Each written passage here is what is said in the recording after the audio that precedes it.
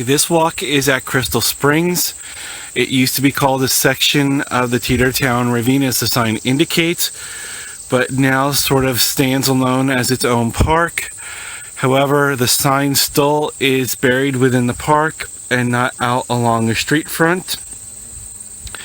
And I'll give you some pictures at the end of the video that kind of explain how to get to this parking lot.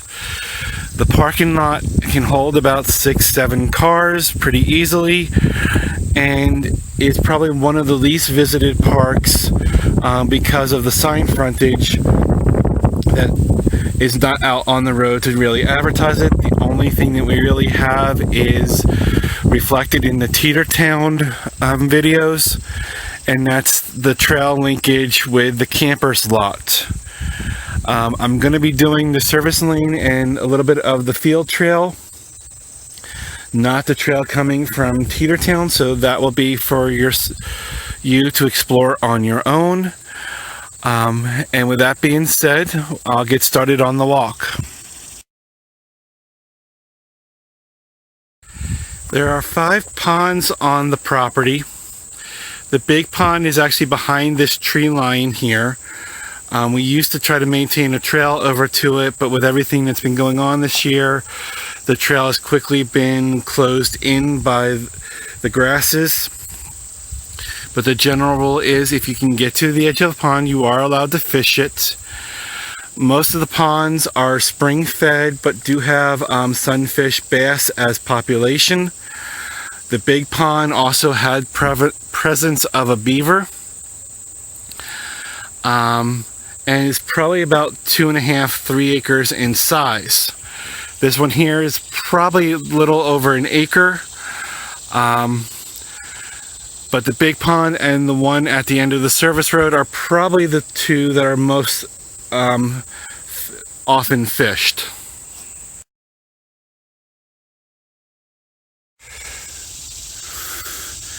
Okay, this is a new plant.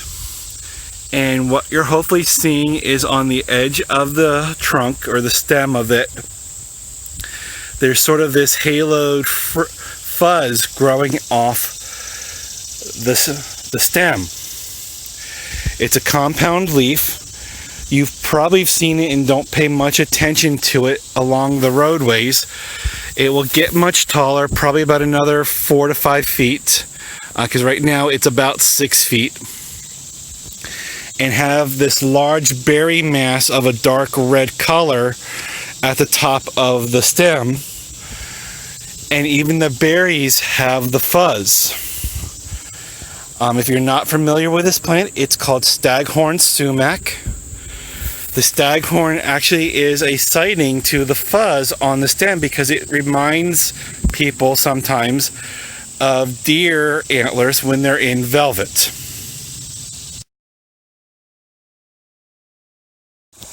Okay, this is the little creek you'll find in Crystal Springs. It is actually the beginning of the Spruce Run. The ponds here, as mentioned, were spring fed.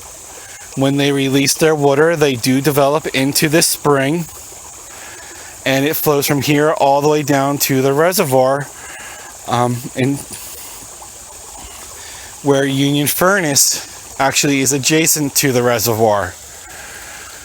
This, as mentioned in that video, the Spruce Run is one of 3 main tributaries that do flow into the reservoir. And this is probably about 10 miles or so north of the reservoir where this creek starts. This is the large meadow at Crystal Springs. If memory serves me correctly, it's about 40 acres.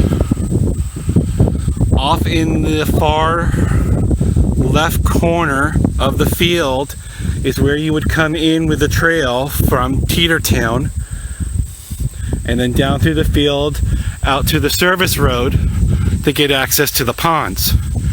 But this meadow is only permitted to be cut after the nesting season for birds, which is protected up until August 15th. Given the fact that it is now the 21st of August, the farmer is permitted to come in here to start baling the hay. It has had grassland species, nothing of great rarity in the sense of like bobolink or grasshopper sparrows that I can speak of, but the kestrel box has been used, and your standard grassland species, field sparrow through the bluebirds, have all been seen here. Hopefully one day bobolink and grasshopper sparrow will show up and get recorded for this location. This is pond 4 out of the 5. This pond is about 2 acres. Pond 5 is just across the far berm. The berm to the left is where the creek would be, where the down tree is. Again, there are sunfish and bass in both ponds. Over on the far side, if it shows up,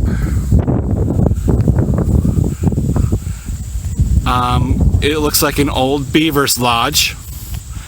All the ponds have had the presence felt for the beaver, but this probably offers the easiest access because an extension of the service road comes right up to it. We actually have an agreement with a neighbor, and the reason for the extension is they were looking for a place to put in some canoes, and in return we got a trail easement that gets us over to another property, and I'll show you the trail later, because we're trying to make connections over to Point Mountain and create a 12-mile one-way corridor. So again, we sought out help from neighbors and looked for an agreement that was satisfactory to both sides. But again, easy access for fishing, so worth an investigation if you are a fisherman and looking for a new place to come to. Okay, I'm at the end of the service road. This is the spur that goes down to the other pond past the old bat house. There are a few birds calling. Hopefully you're catching the sound. That's the classic tea kettle, tea kettle, tea kettle, teak of the Carolina wren. Songs towards the end of summer, early fall begin to shorten up, since they're not as territorial as they were at the start of spring, and that's why you're not hearing the full call. Okay, also here is a trailhead. I believe it's been blazed in red, I just don't see a marker right here, and this leads up to the perimeter trails around the fields, and that's the direction I'm heading. This spur for the pond ends just past the old bat houses, and then again, wherever you can get access to the water, you're permitted to fish. Please remember, because I didn't say it in the other clip, these are catch and release only. So again, no fish can be taken out of the park.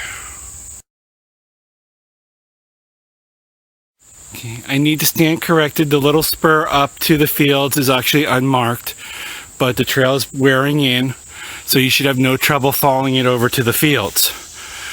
This is the tree in which to enter the trail that we're creating that uses the neighbor's easement. Right now the trail is about a half mile in length and is a dead-end trail.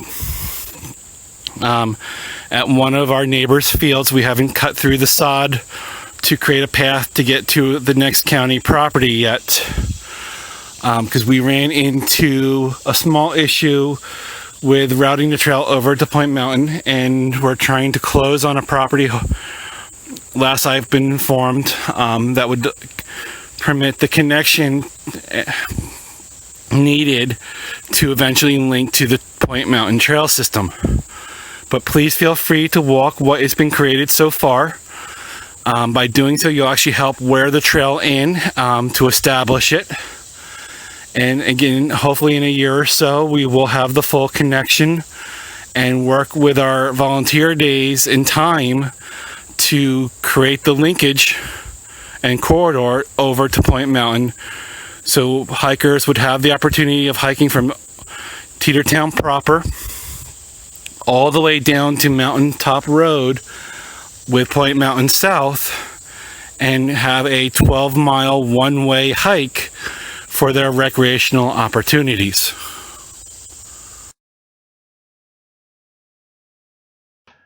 Crystal Springs is not accessed from Hunterdon County by vehicle. As the directions imply, one must proceed up Pleasant Grove Road into Morris County, where the road then is called Calathon Road. About a half-mile from the county line, one will see this sign citing houses 51 to 55, and at this sign, please make a left-hand turn onto the lane. Once you turn onto the lane, proceed down to the end and enter through the woodlot onto the stone driveway. Proceed down the stone driveway for about another eighth of a mile, and you will find the parking lot on your right-hand side that is sufficient for about 6 to 7 cars. Okay, this is a little test flower for you. It was sighted on the Coldbrook Walk. Like Coldbrook and Schick, Crystal Springs is most of the property is used for agriculture. I will admit that these flowers have grown up a bit more than the ones shown at Coldbrook, but again, they grow along driveways, roadways, and others, what is usually defined as wasteland areas that are not really dedicated to any primary use. They do get a purple in color, as you can see, and this is about as tall as they get, which is about 3 feet to the top of this stem. But if you haven't guessed by now, this is chicory.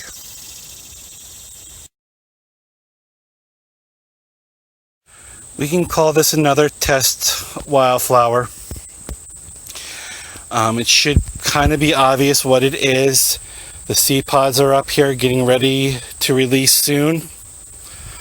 But the giveaway would be if I broke a leaf off and you would see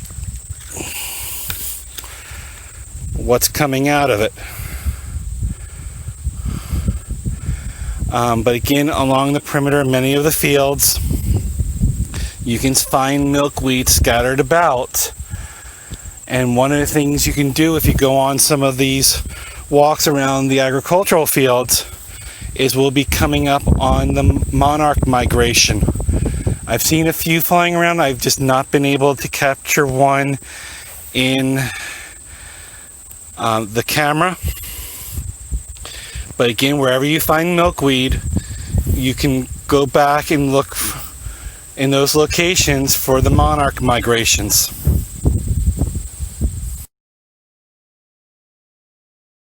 Okay, this is a test tree for you. As you can see, it's an evergreen. This tree, I believe, was covered during the Arboretum walk. And one of the things you should be noticing is that the secondary branches are hanging below the main branches. The needles are not in clusters.